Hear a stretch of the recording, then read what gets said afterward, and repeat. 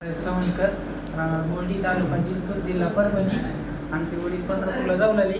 वरून सकाळी 7ला बसले होते. कुरुलवाडीला 4 वाजता पोहोचले होते. कुरुलवाडीला त्याला छाती दुखल्यावर म्हटलं आपलं कुरुलवाडीत गेले दवाखान्यात. तिथून कुरुलवाडीहून इकडे काढून दिलं.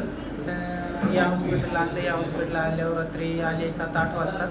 तर इलाज चालू केली सरनं. तर इलाजामध्ये काहीच आम्हाला काही रिपोर्ट दिले नाही. सरनं चांगला इलाज केला.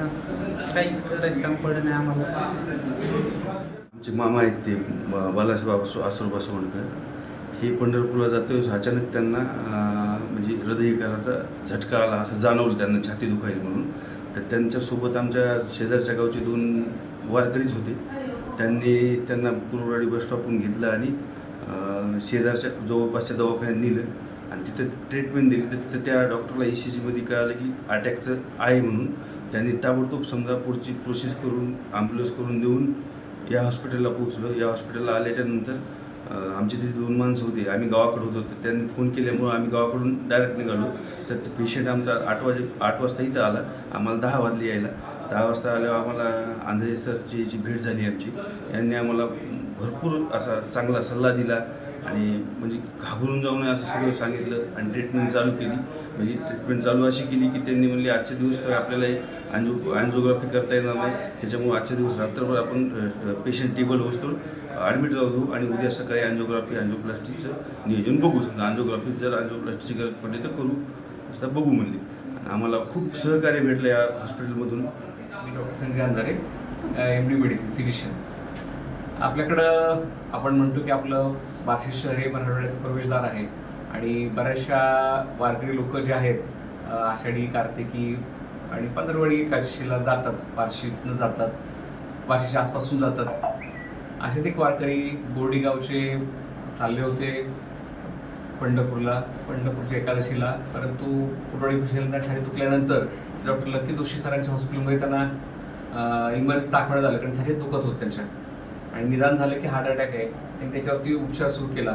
उपचार केल्यानंतर थोडं स्टेबल त्यांना वाटलं, पण पूर्ण ट्रीटमेंट न करता येत नाही. त्यांना अँजिओग्राफी, अँजिओप्लास्टी अशा गोष्टी लागतात. तर अशा वेळेला त्यांनी सांगितलं की तुम्ही लगेचच ताबडतोब ॲम्ब्युलन्समध्ये घेऊन बार्शीला जावा. आता बरोबरची माणसं जी होती, आत्ता माणसं आहेत तशी नव्हती. ती साधी गोळी गावाकडची वारकरी संप्रदायातली माणसं होती. मग इथं आले, त्यांचं असेसमेंट आम्ही केलं.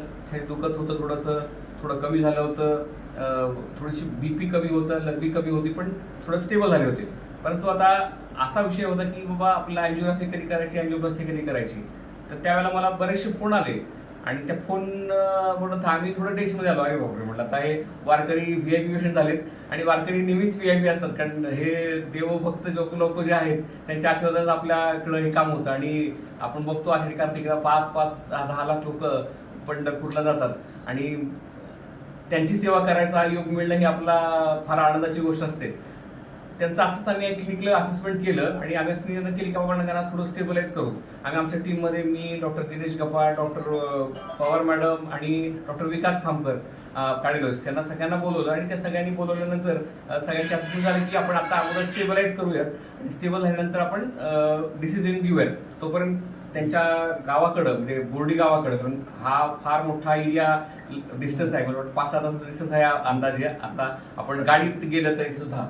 तरी मग ते ठरल्यानंतर की बाबा आम्ही त्यांचे बार्शीचे जे आहेत अमोल यादव, यादव सरांचे चिरंजीव, त्यांच्याशी बोललो. यादव सर हे आपल्या बार्शीमध्ये शिवाजी महाराजांचे प्राध्यापक होते. आणि मग त्यांच्याशी बोलल्यानंतर ते रामप्रसाद बोर्डीकर ते जावाई आहेत हे आम्हाला कळलं. आणि मग त्यांच्याशी बोलणं झालं. त्यांना त्या सिच्युएशनची माहिती दिली, कारण कसं आहे, शेवटी आजार आहे. आजारामध्ये अटॅक हा सगळ्यात वाईट आजार आहे. आणि त्यांनी सांगितल्यानंतर तुम्हाला योग्य असेल त्याप्रमाणे सगळं करा. त्या गावातले जे काही कन्सर्न लोक आहेत, बोर्डीकर मॅडमचे काही लिहिलेले लोक आहेत, त्यांच्याशी माझं बोलणं झालं. आणि त्यांनी सगळ्यांनी कन्सेंट केलं, तुम्हाला जे बेस्ट पॉसिबल आहे ते करा. आणि जेव्हा आम्हाला असा कन्सेंट मिळतो तेव्हा आम्हाला नेहमीच आनंद असतो की आपल्याला आता हे पेशंटला काही करून चांगल्या ट्रीटमेंट देऊन रिकवर करायचे. तर त्या पेशंटच्या शरीराने पण साथ दिली पाहिजे. तर ओव्हरनाईट आम्ही ते सगळं ट्रीटमेंट दिली. सकाळी पेशंट आम्हाला स्टेबल वाटला. थोडं BP कमी होतं, लघवी मात्र भरपूर होत होती. मग अशा ठरवलं की आता आपण सकाळी अँजिओग्राफी करूयात. 8:30-9ला अँजिओग्राफी करायचं ठरवलं. 9 वाजता अँजिओग्राफी सुरू झाली. 9:30 वाजता अँजिओप्लास्टी पूर्ण झाली. एक हृदयाच्या रक्तवाहिनीमध्ये 2 ब्लॉक होते. एक ब्लॉक त्याच्यामुळे अटॅक आला होता. ती रक्तवाहिनी 95% आसपास ब्लॉक होती. ती रक्तवाहिनी स्टेंट टाकून ओपन केली. 45%चा ब्लॉक आता काही कन्सर्न नव्हता आणि पेशंटला 2 ब्लॉक टाकायचा म्हणजे 1 तासभर वेळ आणि त्यात मग ती बाकीचे औषध देणं हे थोडंसं क्लमजी असतं. आमचं सायंटिफिक दृष्टी कॉम्प्लिकेटेड होऊ शकतं. तर आपल्या जे मुख्य रक्तवाहिनीच्या अटॅक आला तो ओपन केली आणि नंतर दिवसभर ऑब्झर्व केलं आणि आज गुरुवार आहे. आज होळीचा दिवस आहे. आज त्यांना आम्हाला असं वाटलं की सगळ्या पॅरामीटर्स त्यांची जे आहेत, ECG असेल, छातीत दुखणं असेल, BP असेल, लघवी असेल, पोटाचा त्रास असेल, हे सगळ्या गोष्टी स्टेबल झाल्यात. आणि एक वारकरी माणूस जो पंढरीच्या वारीला नेहमी येतो तो वारकरी आपल्याला वाचनाचं म्हणजे आम्ही त्याला कारणीभूत ठरलो. त्याचा आम्हाला आनंद झाला आणि सगळ्यांशी आपलं महाराष्ट्र फार मोठा राज्य आहे आणि त्या ह्याच्यामधले जे लोक तिकडनं इकडं आले आणि पूर्वी पण असं घडलेलं आहे की जे वारकरी लोक आहेत ते वारकरी लोक येतात आणि आल्यानंतर त्यांना आपण ट्रीटमेंट देतो आणि ट्रीटमेंट दिल्यानंतर ते रिकवर होतात आणि त्यानंतर जो आनंद मिळतो तो आनंद आपल्याला काम करण्यासाठी स्फूर्ती देतो. हा आनंद सुद्धा आम्हाला आज स्फूर्ती देण्यासाठी कारणीभूत ठरला आणि म्हणून आपण आपल्या वार्षिकरांशी हे सगळं आम्ही शेअर करत आहोत. धन्यवाद. थँक्यू.